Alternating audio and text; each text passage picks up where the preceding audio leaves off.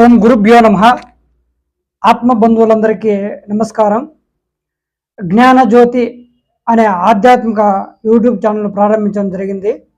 అందులో భాగంగా ఈరోజు మొట్టమొదటి వీడియో, మానవుడు భూమిపైన మానవ జన్మ ఎత్తుకొని దేనికోసం జన్మించాడు, ఏం చేయాలి, తన యొక్క ముఖ్య లక్ష్యం ఏమిటి అనే విషయాన్పైన ఈరోజు ఈ వీడియో అయితే చేయడం జరిగింది.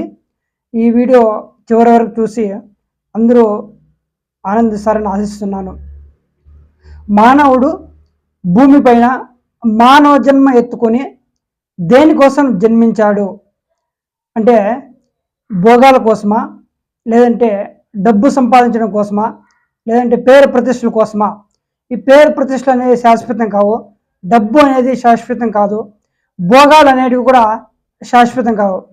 కొంతమంది అంటూ ఉంటారు స్వర్గం కోసం అని చెప్పేసి. స్వర్గం కూడా శాశ్వతం కాదనమాట. అందుకని మనిషి యొక్క ముఖ్య లక్ష్యం ఏమిటంటే తన నిజస్వరూపాన్ని తెలుసుకోవడం. తన నిజస్వరూపం అంటే, నేను ఈ శరీరం కాదు, నేను మనసు కాదు, నేను బుద్ధి కాదు, నేను కేవలం ఆత్మస్వరూపాన్ని అనే తన నిజస్వరూపాన్ని తెలుసుకొని మోక్షాన్ని పొందడం కోసమే ఈ మానవ జన్మ యొక్క ముఖ్య ఉద్దేశం అన్నమాట. అలాగే మనం ఇక్కడ సంపాదిస్తున్నటువంటి డబ్బు కావచ్చు, పేరు ప్రతిష్టలు కావచ్చు, ఇక ఈ అనిత్యమైనటువంటి భోగాలు కావచ్చు, ఏవి కూడా శాశ్వతం కావన్నమాట. ఇవి ఏవి కూడా మనిషికి శాంతిని కానీ సంతోషాన్ని కానీ అందించలేవు. కేవలం ఆత్మానందం మాత్రమే మనకి అశాశ్వతమైన ఆనందాన్ని అందిస్తుంది. దాన్నే మోక్షం అంటారు.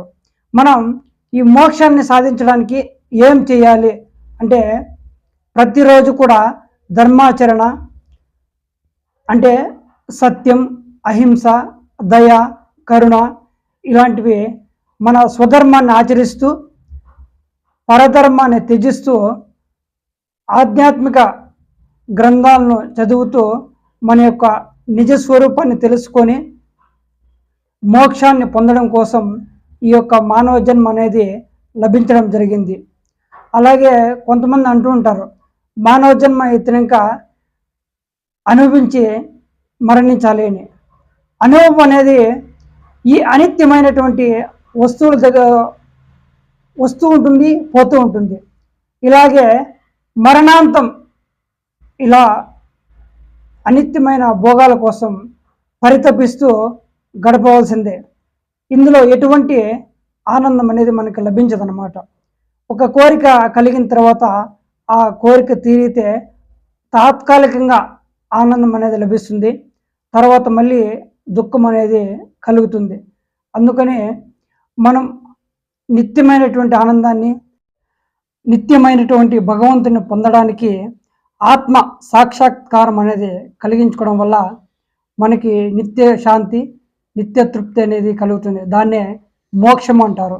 మోక్షం కలగడం వల్ల జనన మరణ భయం నుండి శాశ్వతంగా విడిపడతారు.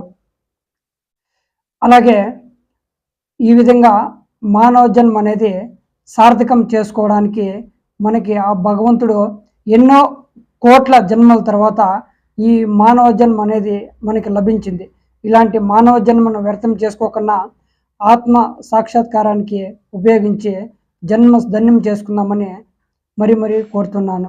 అలాగే మీకు ఎలాంటి ఆధ్యాత్మిక సందేహాలు ఉన్నా కామెంట్ రూపంలో తెలియజేయడం వల్ల నాకున్నటువంటి మా గురువుగారు అందించిన జ్ఞానాన్ని బుద్ధిలో ఉంచుకొని మీకు సమాధానాలు అనేది తెలియజేయడానికి ప్రయత్నిస్తాను.